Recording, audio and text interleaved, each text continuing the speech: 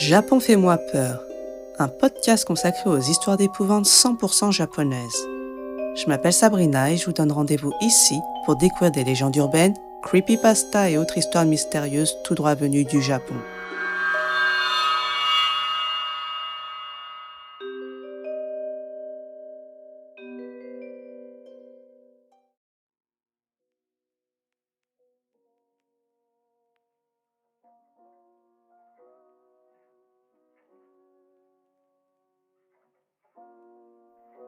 Bonsoir tout le monde, me revoici enfin avec un nouvel épisode. J'espère que vous allez bien et que votre mois de septembre s'est bien passé. Alors de mon côté, on va dire que ça va. Encore une fois, je m'excuse d'avance si ma voix vous est désagréable, mais voilà, je crois que, comme je vous l'ai dit dans le précédent podcast, on va devoir faire avec pour encore quelques mois. Sinon, oui voilà, je vais en profiter pour vous annoncer que j'ai créé un espace communautaire dédié au podcast sur l'application Discord. Pour ceux qui ne connaissent pas Discord, c'est une application de chat pour les gamers. Ça leur permet d'échanger sur leurs jeux favoris, mais depuis on peut y retrouver d'autres types de communautés et je me suis dit que ça pouvait être pas mal pour nous. Alors j'ai ouvert 3 salons de chat. Le premier est Yokoso, dans lequel vous êtes invité à vous présenter, mais ne vous inquiétez pas, pas besoin de mettre le CV, 2-3 mots suffisent amplement. Un deuxième salon pour échanger sur les épisodes du podcast, donner vos avis, vos théories. Et un troisième salon que j'ai nommé Japon Horreur et dans lequel vous pourrez échanger sur tout ce qui est en rapport avec l'univers de l'horreur japonais hors podcast. Vous pourrez discuter de livres, films, animés, mangas, tout ce qui est en rapport avec la culture de l'horreur au Japon. Vous trouverez le lien Discord dans la barre de présentation du podcast et aussi sur Instagram. Sinon, vous allez directement sur l'application et vous tapez « Japon fait-moi peur ». En tout cas, j'ai très hâte de vous retrouver là-bas. Vous verrez, pour le moment, il n'y a personne. Il n'y a que moi. N'hésitez pas à venir.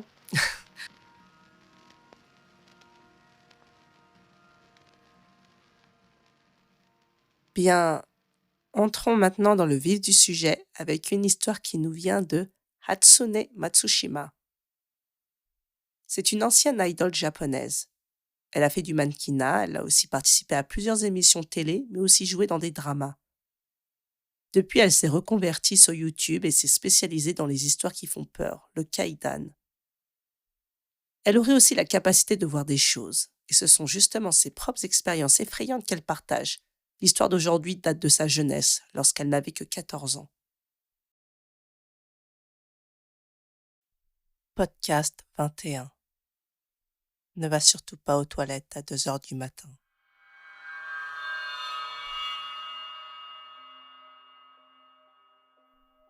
C'était en 2e année de collège. J'étais membre de l'équipe d'athlétisme et lors d'une compétition, je m'étais blessé au genou. Ma blessure nécessitait de séjourner quelques jours dans un hôpital près de chez moi. À cette même époque, ma mère était également à l'hôpital. Elle souffrait d'une maladie chronique. Durant l'hospitalisation de ma mère, je vivais quasiment seule. Mon père avait quitté le domicile familial après le divorce de mes parents. Alors d'une certaine façon, j'étais heureuse de me retrouver à l'hôpital car ça me donnait l'impression de vivre avec ma mère, même si l'hôpital n'était pas notre maison. Le premier jour d'hospitalisation, on m'avait expliqué que puisque j'allais être opérée, je devais rester pendant 10 jours. Puis l'infirmière responsable s'était présentée à moi. Elle s'appelait Sato-san. Elle me dit « Je sais que cela doit être difficile pour toi de rester ici durant 10 jours, mais tu es la fille de Matsushima-san qui se trouve au 3e étage, c'est bien ça ?» Je me disais « Oh, elle connaît aussi ma mère !» Et je répondis quelque chose comme « Oui, c'est vrai. D'ailleurs, si ça ne dérange pas, j'aimerais lui rendre visite de temps en temps, ou bien elle pourra venir me voir. Qu'en pensez-vous » Sato-san n'avait pas réagi à ce que je venais de dire. Elle changea même de sujet en disant « J'ai une chose à te dire. Si tu es la fille de Matsushima-san, Ne va surtout pas aux toilettes de cet étage à 2 heures du matin. Il y a une chose que je ne vous ai pas dite, c'est que les femmes de ma famille ont la capacité de voir des choses. Donc ma grand-mère, ma mère et moi pouvons percevoir des choses invisibles aux personnes normales. Et comme ma mère passait beaucoup de temps à l'hôpital, elle ne pouvait pas s'empêcher de raconter aux infirmières qu'il y avait des esprits à tel ou tel endroit. Mais dire à une jeune fille de ne pas aller aux toilettes à 2 heures du matin, forcément c'est lui faire peur. N'importe quelle adolescente verra quelque chose qu'elle ne voit pas. C'était plutôt indélicat de sa part de me raconter ça pour mon premier jour à l'hôpital. J'étais assez déçue par Sato-san. J'avais une mauvaise première impression. Mais j'avais déjà vu beaucoup d'esprits dans ma vie. C'est pourquoi je me suis dit, bien, quand est-ce que je vais visiter ces toilettes ?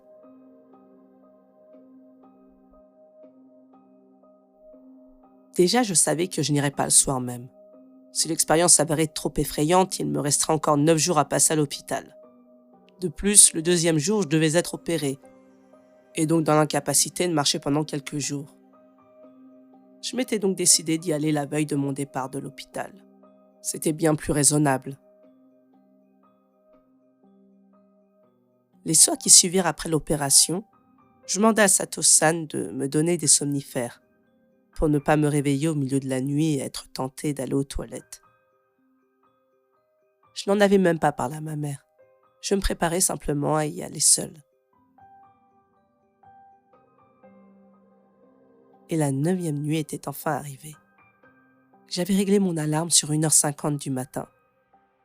Mais ce n'avait pas vraiment servi à grand-chose, car j'étais bien trop excitée à l'idée de mon escapade. Je n'avais pas réussi à dormir profondément. Quoi qu'il en soit, je suis allée aux toilettes, seule, à 2 heures du matin.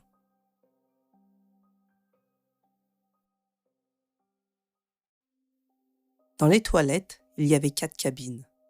Les portes n'étaient pas celles que l'on poussait ou tirait, mais des portes coulissantes qui s'ouvraient horizontalement. Ce qui était normal car je me trouvais dans un hôpital orthopédique où il y avait des personnes en béquille ou en fauteuil roulant, alors les portes coulissantes étaient les plus adéquates.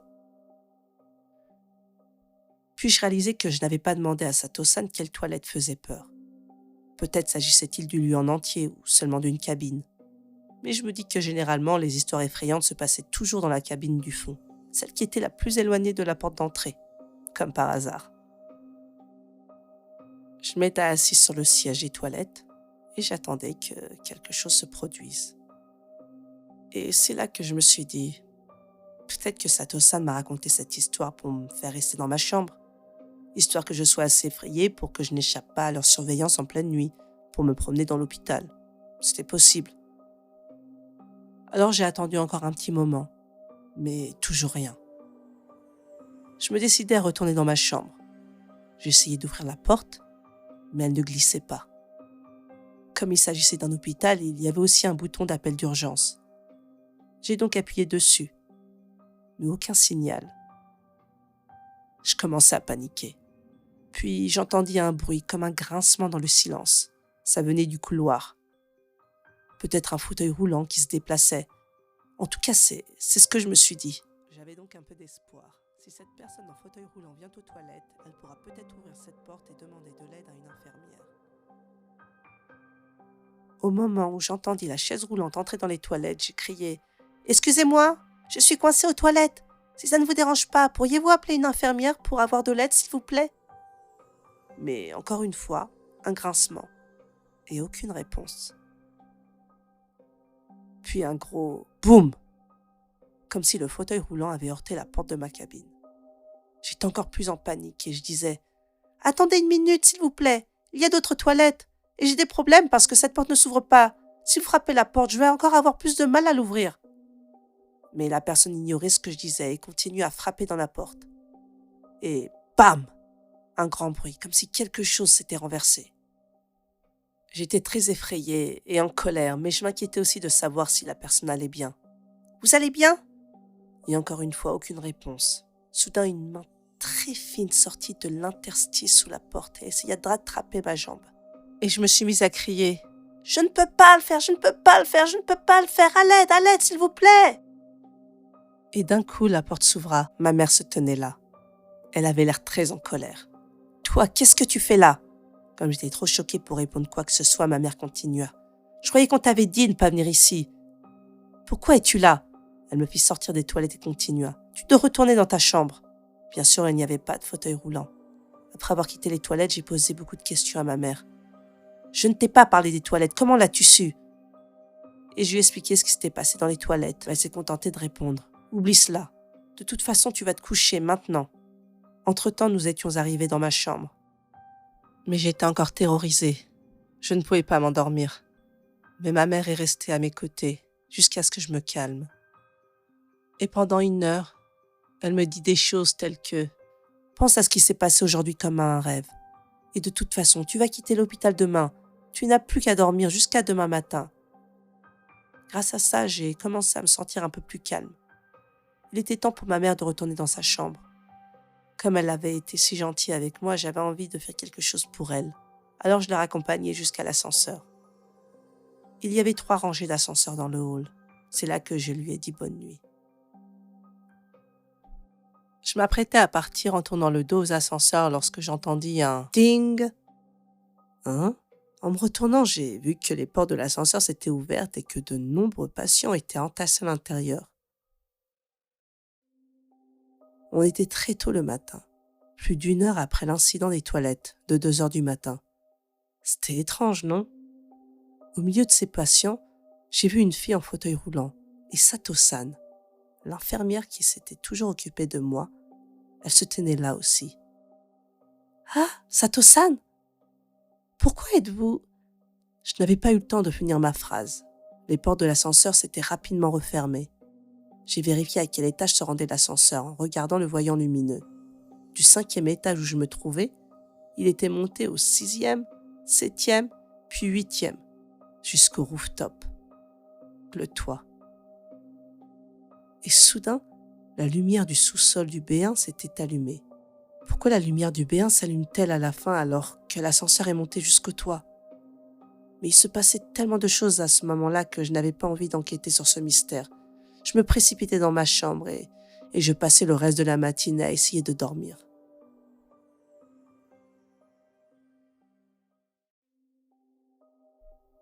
Vers 8 heures du matin, je quittais enfin l'hôpital. Mais avant ça, je me précipitais dans la chambre de ma mère en disant « Maman, il faut qu'on parte maintenant. Il faut que tu fasses aussi ta procédure de sortie. » Je comprends que tu veuilles sortir plus tôt, mais tu as dit au revoir à l'infirmière qui s'est occupée de toi? En fait, avant 8 heures du matin, j'avais eu ma prise de température comme tous les autres matins. Mais elle avait été faite par une autre infirmière et non pas Sato-san. Bien entendu que je voulais lui dire au revoir. Alors j'étais allée jusqu'au bureau des infirmières. « Bonjour, excusez-moi, je m'appelle Matsushima et je quitte l'hôpital aujourd'hui. Je voulais juste remercier Sato-san, l'infirmière qui s'est occupée de moi. » Elle répondit « Comment? Sato-san? D'accord, attendez un moment s'il vous plaît. » Elle avait l'air un peu confuse et elle demanda à une autre infirmière « Qui est l'infirmière en charge de Matsushima-san? Avons-nous l'historique des températures journalières ?» Au bout d'un moment, l'infirmière de la réception me demanda « Pouvez-vous jeter un œil à ce document ?» C'était un document dans lequel on retrouvait toutes mes températures. Et dans la colonne de l'infirmière, il y avait des signes manuscrits avec le nom Sato. Je ne comprenais pas ce que cela signifiait, alors je demandais « Mais qu'est-ce qui ne va pas ?» L'infirmière répondit « Dans notre hôpital, il est de règle depuis quelques années que la colonne des noms soit estampillée avec un hanko au lieu d'une signature manuscrite. Nous la vérifions tous les jours. Il est donc illogique que l'écriture soit encore présente. Il n'y a pas non plus de Sato-san parmi nos infirmières. Qu'est-ce que ça voulait dire? J'avais passé 10 jours à l'hôpital et Sato-san s'occupait de moi tous les jours. Mais elle n'existe pas du tout. En plus de prendre ma température, elle s'est occupée de me donner des cachets pour dormir. Alors que j'expliquais tout ça à l'infirmière, j'ai eu l'impression que ça devenait bruyant autour de moi. J'étais effrayée. Et j'ai écourté mon échange avec l'infirmière en disant quelque chose comme « Ce n'est pas grave si Sato-san n'est plus là. » Je voulais juste quitter cet hôpital au plus vite. J'avais tout raconté à ma mère. En y repensant, les choses ont commencé à devenir bizarres la nuit dernière. Je suis allée aux toilettes à 2 heures du matin et tu es venu à mon secours et puis… Et ma mère répondit « Hier soir? Mais de quoi parles-tu » Qu'est-ce que tu veux dire? Tu es venu me sauver hier soir quand j'étais coincée dans les toilettes. Tu es resté avec moi pendant 1 heure et je t'ai accompagné jusqu'à l'ascenseur à la fin. Mais non, je n'ai jamais fait ça. C'est à ce moment-là que ma mère a compris. Ce jour-là, nous avons décidé de quitter les lieux ensemble.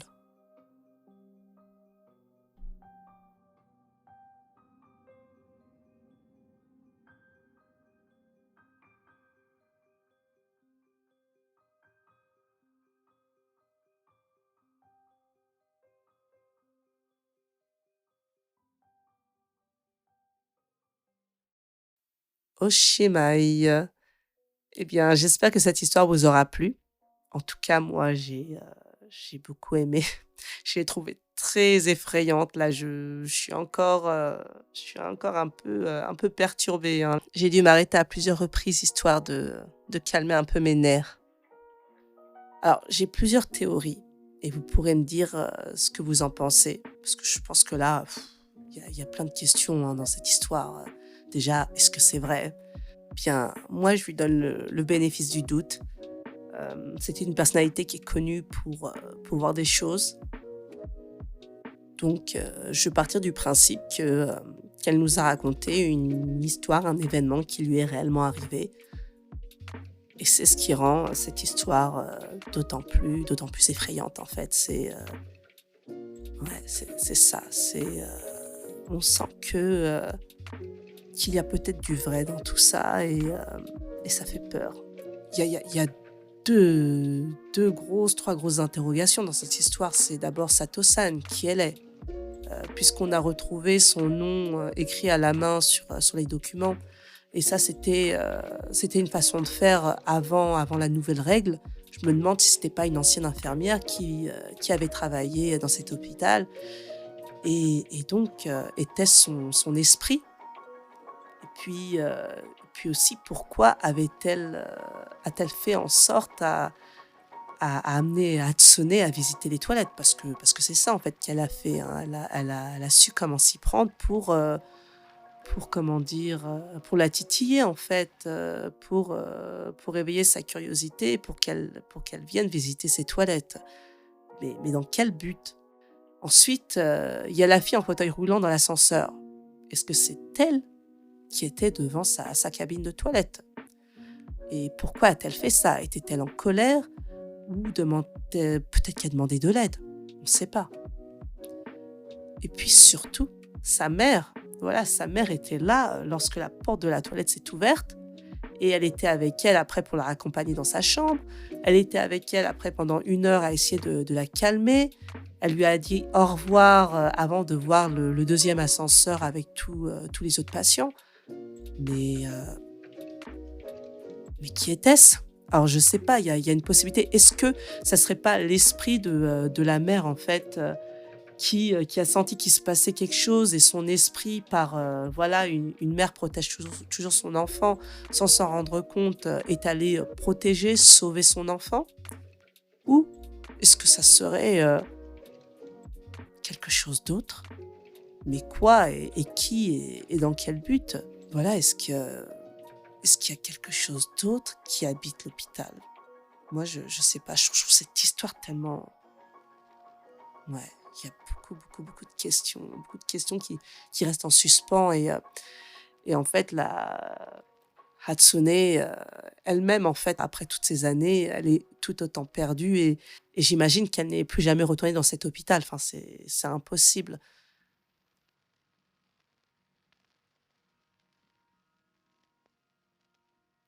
Bien, sur ce, je vais vous laisser. Si cet épisode vous a plu, n'hésitez pas à le partager et à le commenter. Venez aussi sur Discord. Voilà, vous pouvez venir dans le salon podcast et puis partager toutes vos théories.